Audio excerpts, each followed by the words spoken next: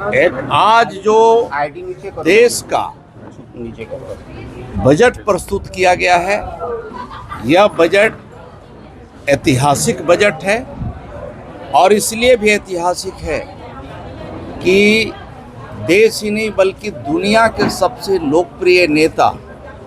और सबसे मजबूत नेता आदरणीय प्रधानमंत्री नरेंद्र मोदी जी के नेतृत्व में हमारे कार्यकाल का तीसरा जो कार्यकाल है और इसका हमारा बजट जो है हमें प्रस्तुत जो किया गया है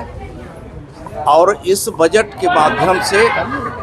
देश को कैसे 2047 में विकसित भारत की श्रेणी में हम ला सकें, देश की आर्थिक स्थिति को हम आज चौथे पायदान में हैं तो हम आगे चल कर के कैसे तीसरे तक हम आ सकें और इसके माध्यम से ग्राम से लेकर के शहर और हर तबका, हर युवा हो, बेरोजगार हो और माता बहनें हो या इंडस्ट्री का सेक्टर हो, कृषि का सेक्टर हो या हमारा जो बहुत सारे सांस्कृतिक जो विरासत है उन क्षेत्रों को भी ध्यान में रखते हुए यह बजट जो है प्रस्तुत किया गया है। इससे निश्चित ही हमारा देश जो है मजबूत भारत, शक्ति संपन्न भारत बनाने की दिशा में यह बजट और मजबूती प्रदान करेगा। विकसित भारत बनाने में यह बजट और भी हमें मजबूत करने वाला है और इसलिए मैं समझता हूँ कि हर वर्ग का, हर तबके का,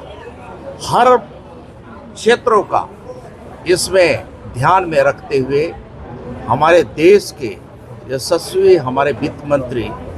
श्रीमती निर्मला सीतारमण जी के द्वारा यह बजट प्रस्तुत किया गया है, जो हम सब स्वागत करते हैं, अभिनंदन करते हैं माननीय प्रधानमंत्री जी का, माननीय हमारे वित्त मंत्री। नहीं गया, झुनझुने रह गया है, इसलिए झुनझुना की बात याद करते हैं। मंत्री जी, धान खरीदी पूर्ण हो चुका है और यहाँ सबसे ज्यादा अवैध धान पकड़ा है राजमहल में, क्या कहना है? देखिए, हम लोग इसीलिए तो सख्ती किए थे कि कहीं भी हम इस बार अवैध रूप से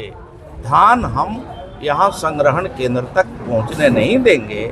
उससे क्या होता है कि हमारे प्रदेश का बजट भी प्रभावित होता है और हमारे यहाँ जो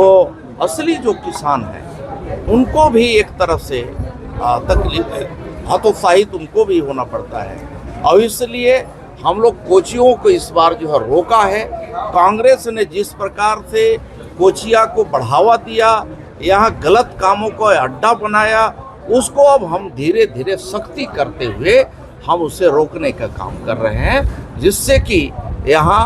कम से कम किसानों के हित में हमारी सरकार काम कर सके। किसानों का जो उपज है उसका सही मूल्य किसानों तक पहुँचे, इस दिशा में हमारी सरकार काम करे।